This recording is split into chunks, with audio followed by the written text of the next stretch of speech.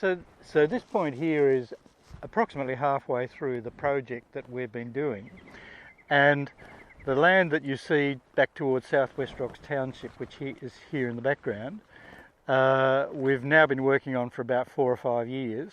Since the breakwall was built in the late 1800s, this beach has accreted maybe 400 or 500 metres from the south here out to the north, and the beach is now a couple of 100 metres north of where I'm standing at the moment.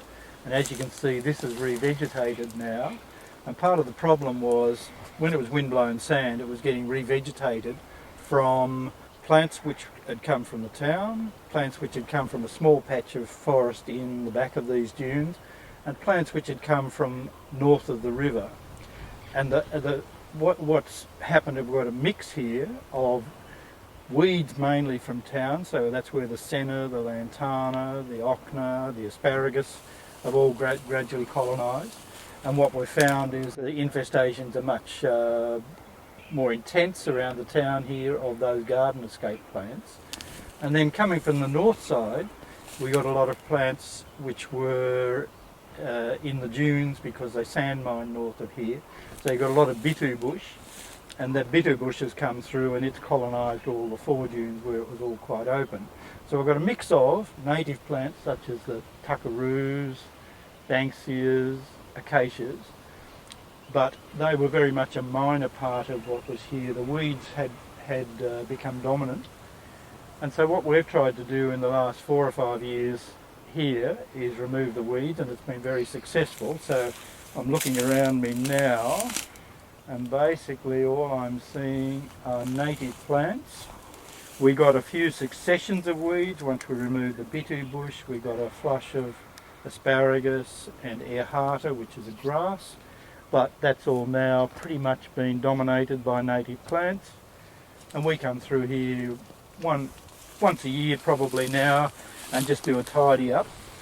And what we're going to do now is walk through from this part, which is work that's been done 4 or 5 years ago, to work that's currently being done, and hopefully we'll see the difference and what it was once like. What we did too, we came through with a group of people collecting all the pods off the sennas, because sennas flower in about March, and we can see where they are because they're very bright yellow.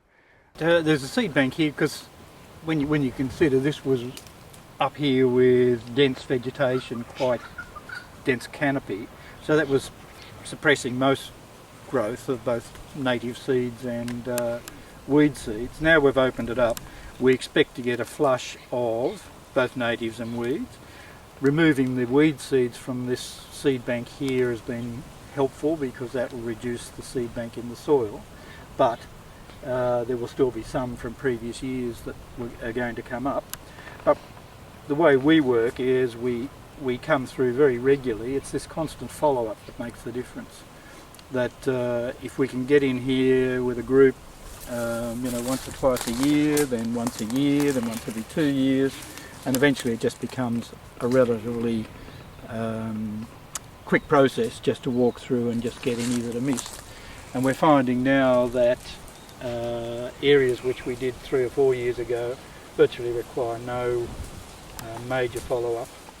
And here we have a volunteer doing a follow-up of any that we may have missed, seedlings, pods, and all this work all combines to make it a much more successful regeneration project. So we've got a native plant here called, got the wonderful botanic name of Maclura cochinchinensis, or cockspur creeper. And cockspur because you can see this very hard spine that's on the branches here. Very difficult for us to work around because it's very, it's quite prickly and quite painful to get caught in. And our contractors often don't like having to work around it, understandably enough. But what it does do, it provides some habitat because we're clearing quite a lot of the ground here. We've got a lot of small birds, so this is a place that they can then come to and hide from any predators. So we try and leave these here as a bit of a barrier and a bit of a habitat. for those small birds.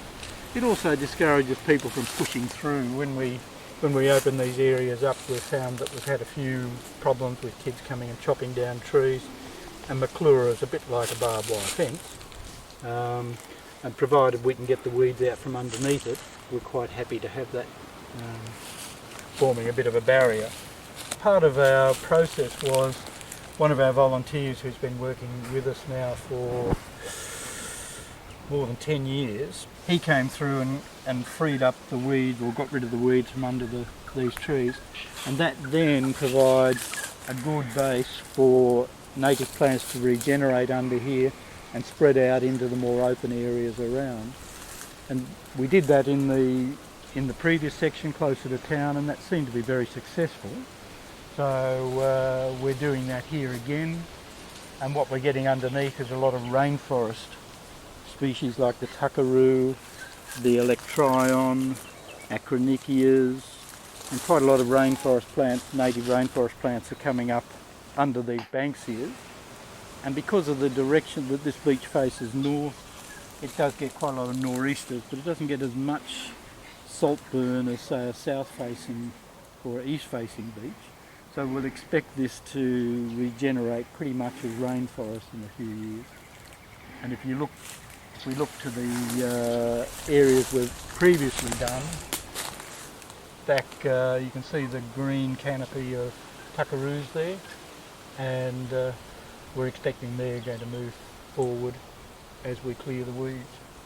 We had a group of students here from Newcastle University in July, and they did a lot of this work here, and you can see it's been pretty effective. This is all cutting and painting of lantana, senna, and what we're getting back is a very good canopy now of tuckaroos and banksias in the background.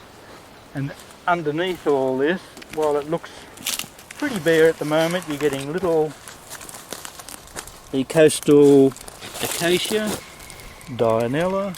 So while this looks like a scene of some devastation, and there's a lot of dead material around me, I'm coming up through it.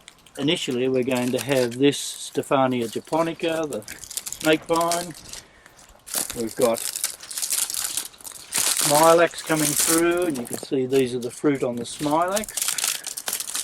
Then we've got Albertia scandens, which is a very good coloniser in this area. I'm just trying to see what other plants, but we have some small acacias, Acacia sophori coming up. So we're getting quite good regeneration even at this stage, which is only a few months after work. We are getting a few weeds, such as this coastal morning glory, and it just scrambles through. How we normally treat that is it just scrambles through all the undergrowth, and we try and freight it down to somewhere close to the ground.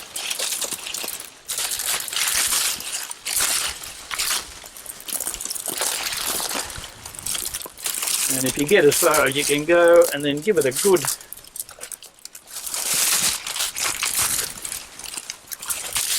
scrape with the secateurs, and then we just cover it, in this case with glyphosate, 100% glyphosate, and then just do another one somewhere, and that'll translocate the herbicide to, it won't kill the whole vine because it scrambles around all over the place, but we just do that wherever we find them.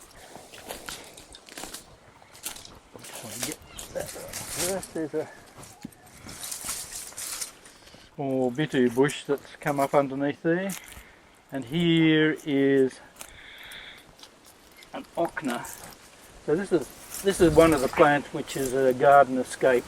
Birds love the fruit on this plant, and they carry it from gardens over in the township. It's a very difficult plant for us to deal with. We can't cut it and paint it, that doesn't work. We have tried scraping, and in fact I've done a video, as I recall, on scraping and doing a stick fracture on this to get herbicide into it. that kind of worked, we found, about 60% of the time. What we're now doing is we paint this with a herbicide called Star Rain Advance. On that stippled area. Well, we particularly down there. Basically, we clear down low here, and with a paintbrush and about 4% Star Rain in diesel. So it's quite a fumey application, but we're out in the open most of the time. And we put a dye in it, and then we paint this stem. And I'll show you some over here that have been done about a month ago, and they seem to be dying. But we're finding with that particular treatment we're getting pretty much 100% kill rate. And for a plant that's very difficult to kill, that's a relatively simple process for us. Okay, this is a plant which was done about a month ago using the Star Rain and diesel mix, and you can see the blue dye coming all the way up here and going down below the sand. It's quite important to get it just below the at least below the surface of the soil where a lot of the new regrowth would happen. It's a very tough plant. It has a root system equal in length to the stem here, so it could be a metre below the surface. So trying to pull these out is a very difficult process, and it usually just snaps off at the soil surface level and then shoots again from under the ground. So this is a good treatment for us. It's quick, it's very effective, and it's solving one of our major time-consuming problems for follow-up weeding. So what we're looking at right here in front of the camera is a habitat that's just been opened up. Mm-hmm. It's in the process of being opened up. Yep. And in another 2 or 3 months, this is going to be almost clear, isn't it? Yes. The other thing we're getting is quite a bit of this Earharta, and initially we were really concerned because we know Earharta can be a real problem to slow regeneration down. It can cover an area very quickly. We don't really have the resources or the time to get Earharta out of the system because it's spread everywhere by kangaroos. And in the areas we worked maybe 3 or 4 years ago, it was a very dominant in the understory. But since that time, we're getting a native spiky cooch, which is coming back and dominating the whole understory and crowded out the Earharta. There's still some Earharta in amongst it, but basically it's been controlled by some native grasses. So it was one of those things where we watched and monitored to see what was going on, and it was fortunate for us that a native plant's come in and taken over. Not quite sure what we would have done had it not done that, because as I say, to spray that out you would have ended up killing lots of native plants that are regenerating, because as you can see here it's pretty widespread. But what I'm expecting to happen here is that the native grass will take over. So we've got a mature banks here, and then underneath we had a lot of senna which has been cut off here and poisoned. Right next to it you've got a little banks here coming up, so we'll expect that to flourish now that we've removed the competition. Here's the area, we're right at the edge now of where there's been no work done here previously, and you can see the kind of weed intensity at the area we've just walked through and had a look at where all those piles of weeds were. This is what it looks like. Senna, bitu bush through here, lantana, more bitu bush,